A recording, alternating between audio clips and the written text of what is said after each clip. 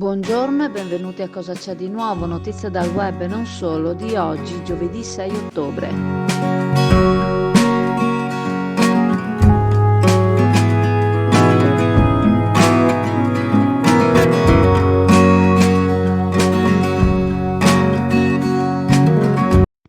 L'Associazione Nazionale Partigiani d'Italia, sezione Ottilia Montipugno, organizza per domenica 16 ottobre alle ore 9:30 in località Le Zennare un momento di ritrovo per commemorare il 78° anniversario del martirio di Vittorino Boscolo Fiore, Vittorio Chiozzotto e Giuseppe Campaner.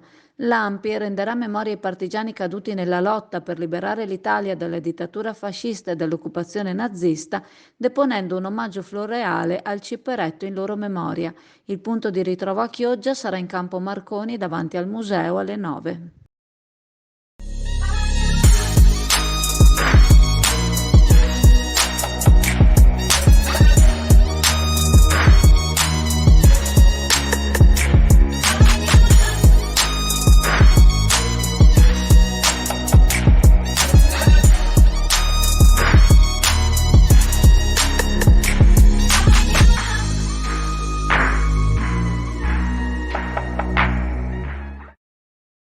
La mozione sul contributo d'accesso al Comune di Venezia, presentata dalla consigliera regionale Baldin del Movimento 5 Stelle, è stata inserita all'ordine del giorno della prossima seduta del Consiglio regionale del Veneto, prevista per martedì 18 ottobre. Il Consiglio regionale potrà quindi esprimersi sulla tassa d'ingresso voluta da Brugnaro. La Baldin sostiene che sul regolamento che la governa ci sono dubbi di natura costituzionale riguardanti privacy e libertà di movimento delle persone.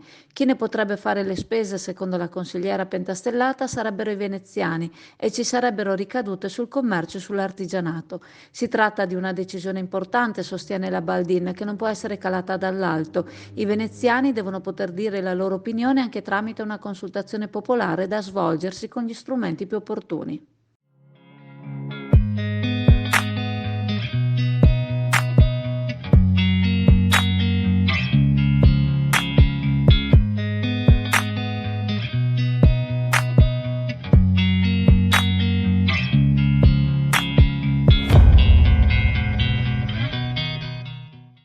Se vuoi essere raggiunto dalle nostre news, seguici su WhatsApp, aggiungi in rubrica il numero 329 695 7138 e chiedi di restare informato, oppure su Telegram cerca Azzurra Network News. Sono 18 le associazioni che hanno aderito alla festa del volontariato in programma per il prossimo 9 ottobre, domenica, festa che si terrà dalle 9 alle 17. Nell'occasione il Corso del Popolo si arricchirà degli stand dei volontari che in tal modo si presenteranno alla città. L'appuntamento è stato voluto dall'assessore alle politiche sociali Marangon, che ha voluto dare visibilità ai volontari. L'obiettivo è comune, la volontà dell'associazione è di collaborare e fare rete per raggiungere lo scopo che ci si prefigge. L'assessore lancia un appello ai cittadini, quello di fare volontariato in qualsiasi ambito di intervento sia più consono. Sono già coinvolte circa 500 persone legate ad associazioni, senza contare coloro che agiscono senza essere legati a nessuna di queste. E sono una trentina le associazioni che operano per donare il proprio tempo e le proprie competenze nel fare del bene agli altri.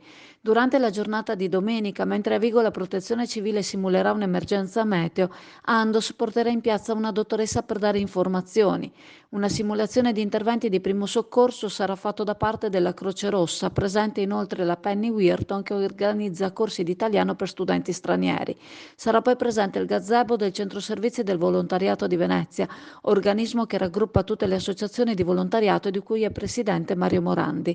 Sarà organizzato anche uno spazio per i bimbi, confermato il mercatino dell'antiquariato essendo il 9 ottobre la seconda domenica del mese, in piazza Granaio e davanti il municipio e, attenzione, il corso resterà chiuso dalle 8 alle 20.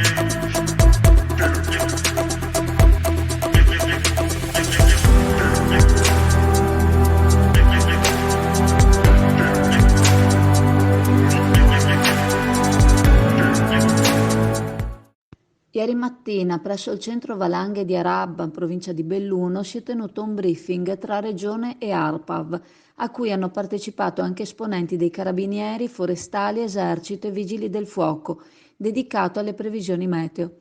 L'assessore all'ambiente e protezione civile Bottacin ha affermato che la Regione sta compiendo importanti investimenti sulla prevenzione e sulla previsione.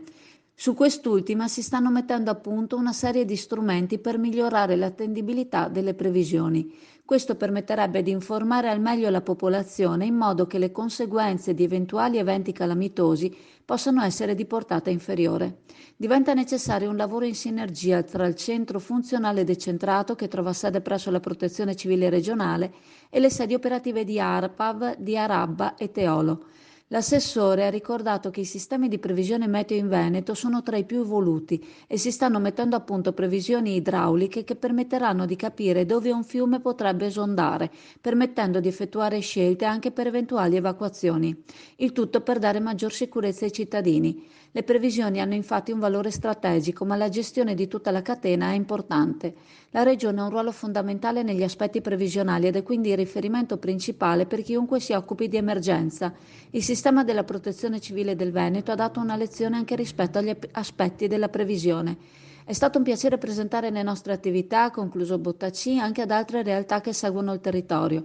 Ogni contributo e collaborazione sono infatti preziosi per continuare ad elevare gli standard di sicurezza.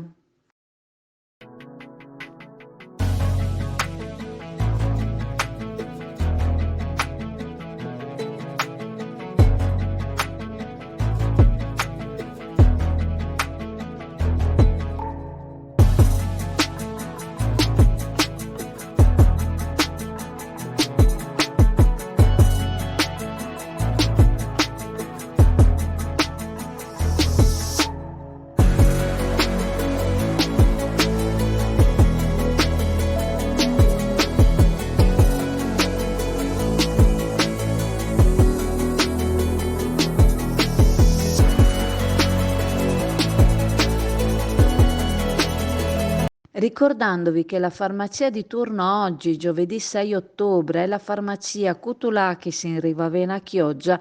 Vi saluto, vi ringrazio e se volete ci vediamo in negozio alla cartoleria Pegaso a Borgo San Giovanni, dove facciamo sempre lo speed. Ciao a tutti!